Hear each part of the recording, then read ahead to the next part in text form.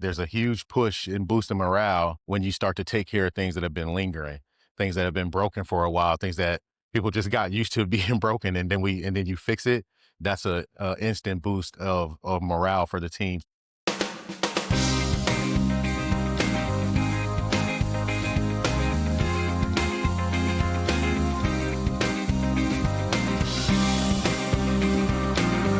What's going on, pizza fan? Welcome back to Pizza Sheen Podcast.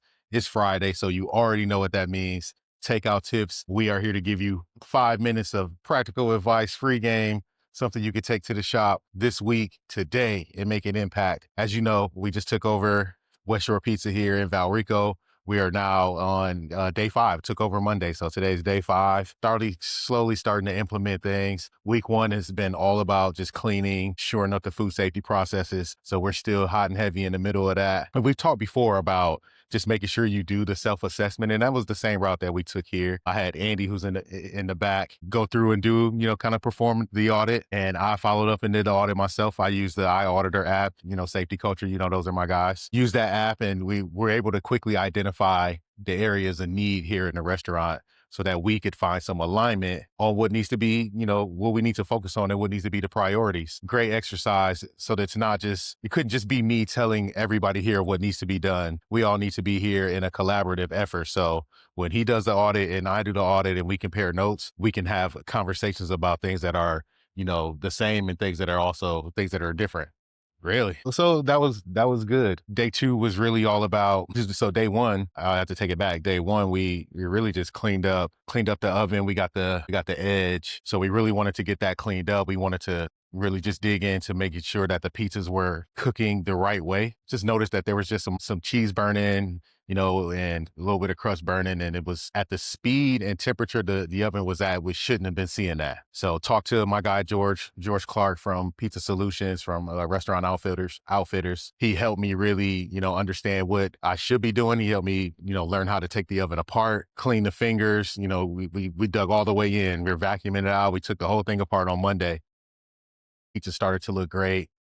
Tuesday, we started to focus on doing that food safety audit, like I just talked about, doing that food safety audit, getting some alignment on the things that we want to work on and the things that we want to prioritize, and starting to go through and pick up those things. We did a full assessment on, what's working, what's not working, what can be repaired, what needs to be thrown away, so that we could just hit the ground running. Wednesday was a good day. Still more cleaning, starting to knock out different sections of the floor. You can take it all at once approach. I like to do things piece by piece so that we can start to build those habits, because what we're doing is not just a one-time thing. These are things that are going to need to continuously be done. We're always going to have to give a deep scrub to the floors. I like to do, a different section of the floor every night. So we just start working through that process, setting those routines. Thursday was all about repairs. We had the team out. We had the guys here. So we had a water leak that needed to get repaired. We got that fixed. We had a that was a hot water line. We had a leaky toilet that needed to get repaired. We had a sink in the bathroom that was broken. We needed to get that fixed. So we got that done. We had a lock on one of the doors that wasn't working properly. So we wanted to just, shore that up. So that was a nice day just to start getting all these things taken care of.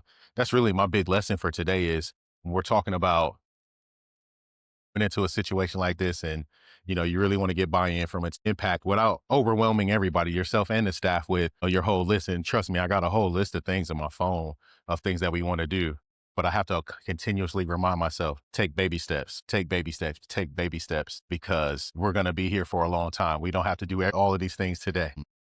And the big thing that I took away is there's a huge push in boosting morale when you start to take care of things that have been lingering, things that have been broken for a while, things that people just got used to being broken, and then you fix it. That's a instant boost of morale for the team. So when you're taking over a situation, like this, you're coming into an existing store and you really want to make an impact, figure out what's broken and how you can make the best contribution is to address those things first. Because when the equipment's working properly and the AC works, and the toilets are flushing and the doors lock and the printers are printing, when everything works, it makes everybody's job a whole lot easier. So that's my tip for you today. When you're going into a situation like that, where you're taking over a restaurant or a store or whatever, address the greatest needs first. Do a full assessment. 360 audit, and then start to knock off those things. We still got a few repairs to do. We got a walk-in freezer that needs to be taken care of. The mixers are working great, but it has like a little bit of a little squeal to it. So we want to make sure we get all of those things addressed so that we can operate to our highest potential. And that's all I got for you. Happy Friday. Go out there and kill it. Appreciate you guys. See you next week.